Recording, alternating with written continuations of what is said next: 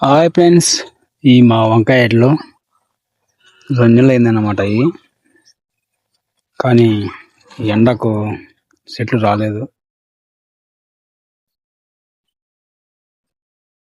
మామూలుగా ఈ టయానికి కాయలు కాయాలన్నమాట. ఇవి ఎండ ఎక్కువ, వర్షం పడింది కానీ దానికి ఇంకా కావాలి వర్షం.